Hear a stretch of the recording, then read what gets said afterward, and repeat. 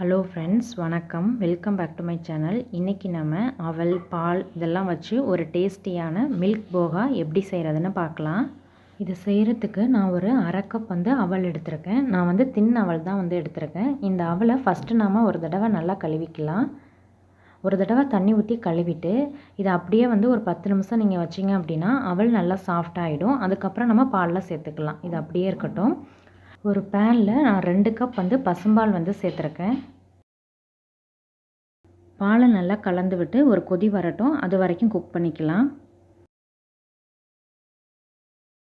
இப்போ பால் நல்லா கொதிக்க ஆரம்பிக்குது. இந்த மாதிரி நல்லா கொதி வந்ததும் இதில் ஒரு பிஞ்ச் அளவுக்கு குங்குமப்பூ சேர்த்துக்கலாம். இப்போ நல்லா கலந்து விட்டுட்டு பாலை ஒரு 5 நிமிஷம் மீடியம் ஹீட்டில் வச்சுட்டு குக் பண்ணிக்கலாம். இடையில கலந்து விட்டு பால் கொஞ்சம் திக்காய் வர்ற வரைக்கும் நம்ம பாலை கொதிக்க வைக்கணும். இப்போ ஒரு 5 நிமிஷம் ஆயிடுச்சு. பால் நல்லா கொதிச்சு கொஞ்சம் திக்காயிருக்கு.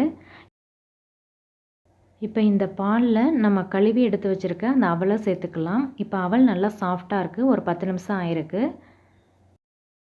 இப்போ எல்லாத்தையும் நல்லா கலந்து விட்டுட்டு மீடியம் ஹீட்டில் வச்சு ஒரு 3 நிமிஷம் குக் பண்ணிக்கலாம்.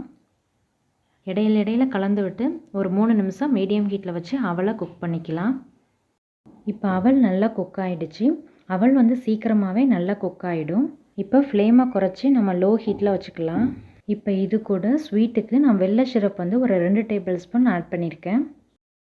இது கூட நம்ம நட்ஸ் எல்லாம் கட் பண்ணி சேர்த்துக்கலாம். நான் கொஞ்சமாக முந்திரி, பாதாம், பிஸ்தா, உலர் திராட்சை கொஞ்சமாக சேர்த்துக்கலாம்.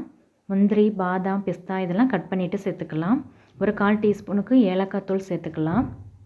இப்போ எல்லாத்தையும் நல்லா கலந்து விட்டுட்டு சிம்மிலேயே ஒரு 3 நிமிஷம் வச்சு குக் பண்ணிக்கலாம்.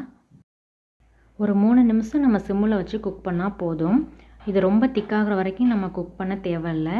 இது ஆறின பிறகு இன்னும் கொஞ்சம் திக்காகும். அதனால் இந்த கன்சிஸ்டன்சியே கரெக்டாக இருக்கும். நம்ம ஃப்ளேமை ஆஃப் பண்ணிவிட்டு இறக்கிடலாம். இதை நாம் சூடாகவும் சர்வ் பண்ணலாம். அப்படி இல்லாட்டியும் ஃப்ரிட்ஜில் கொஞ்சம் நேரம் வச்சுட்டு சில்லுன்னு சர்வ் பண்ணலாம்.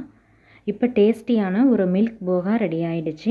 இந்த வீடியோ பிடிச்சிருந்தால் லைக் பண்ணி, ஷேர் பண்ணிவிட்டு, சப்ஸ்கிரைப் பண்ணி, பெல் ஐக்கானை கிளிக் பண்ணி, ஆளுங்கிற ஆப்ஷனை கிளிக் பண்ணி வச்சுக்கோங்க. தேங்க்யூ ஸோ மச் ஃபார் வாட்சிங்.